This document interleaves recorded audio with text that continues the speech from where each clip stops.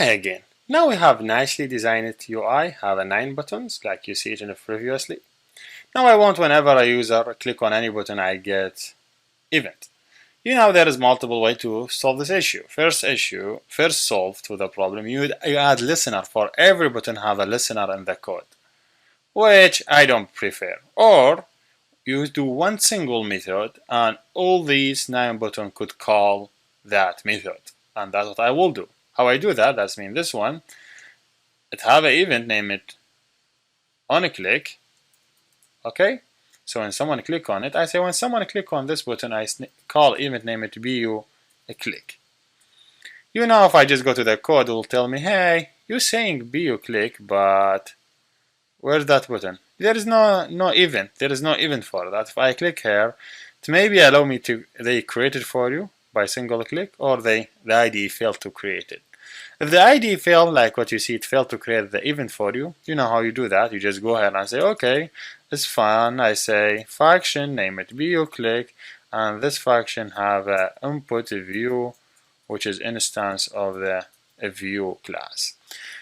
You should wait until you see this and click enter, so make sure they import that line for you. Let's say wait a second. So you need to wait until you get that line imported. Now if you see this button, if I go to the layout bag, this button is good, it's calling bu click. I would do same thing for all the buttons. All the buttons now they call same event. Wow, this is now some issue will have because all of them they call same event. How I recognize this click, how I recognize this request is coming from that button or that button? It won't be easy, but we will see.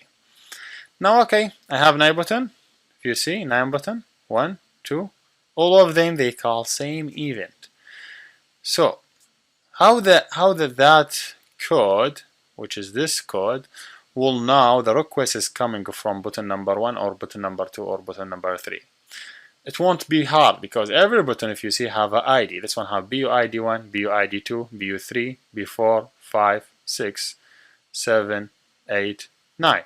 So you just, an easiest way, you say, it's not be hard, I will define val, name it bu selected, it be whatever the view input, view as a button, okay? You now, not bundle, button, okay? Because you need to get the button.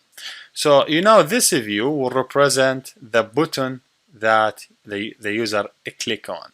So if user click on this button, the view will be bu1. So this view will be bu1. So I take that view and I convert it to a button. So I know which button the user did click on. So to do that, I say, okay, how I would know which button? I will tell you. Let me say 2as. Just 2as is a way to display message, or you could do logging. It's up to you. It's just say log dot d. Log you display logging is a good way. So you say log to d. I name it bu select. Then I want to display this one. This button. Dot. I need to get dot id because not dot d, not do debug. It tell me there is some reason you need to do string, convert it to string to get rid from this issue. So it will print it for you correctly. Because the view now it's button, and button is bu select it considered as a complete button object, and as a button object you would have multiple properties. One of the properties is ID. So one of the properties is ID. Now I just run it to see what will happen when I click on different buttons, and I just say bu select and try to filter the logout. So because logout will show me a lot of things, I don't want to see everything. I want to see only the logs have this word in it. This is a way for you to learn how to debug things. As I told you, there is multiple ways to debug. I prefer this way. So let me just search for this one in the here. The verbs, I say, hey, I need only the logs have this word. So now we should be good. The button is, the applications get loaded. So when the application complete loaded, now if I click on any button, see, say button ID, click this ID, to 18, to 19, whatever, to 20, 21, 2, 3, 4, 5, 6. Okay? I don't want to use these IDs to the options for me to access to the every button. It's better to access to them using their object name. So I say, okay, let me here go down and define variable, name it cell ID, or the cell that user click on. You could name it cell ID. By default, the cell ID will be 0. It's the integer number. So I say when the button selected .id, I depend on whatever user select .id. I just do this is when time. So if he select r.id .button1, I would give that variable value is 1. Okay, which is cell ID will give it 1.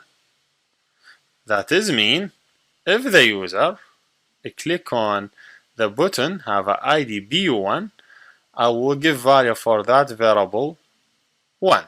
Okay, and same thing for the rest. They are 9.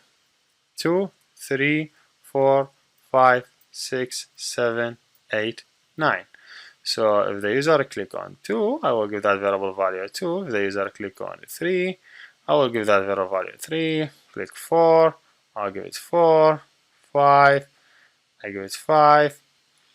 If you click on 6, I give it 6. Click on 7, I give it 7. Click on 8, I give it 8. Click on 9, I give it 9. Now let me add another log for bu select, but this time for the cell ID. So you would notice how the cell ID will look like. Bu select cell ID. So that one bu select, this one bu select the cell ID. Make sure always to string, because this function is taking only string. So now if I just rewind again, did you see how nice my logs? Now I only say the logs that related to it has a bu click. So I make sure add the tag has whatever I'm searching for, so it will show me only what I am interested in. So now you see it will interpret any ID or any button to specific the ID. So on the code now I could know that if you click cell number 1 or cell number 2, cell number 3 or whatever. So waiting for sometimes I say go to thank you. I don't know who's that dog for, so just bother my my recording. So here we go. Now I think everything should fine to be. So I click if I click one button, if you see he say click cell ID equal 1, and this is 18, 19, 2, 20, 3, 4, 5, 6, 5, 7. No. See, this is what the benefit of the debugging. This should be 6. This one is 7, 8, 9. So that means just this one fix this one, make it 6. So this is the main idea of debugging. So it helps you to detect the bug very, very early. So now I think we are good to go. So to start the next video to implement the code for playing the game. Thank you for watching, and see you next.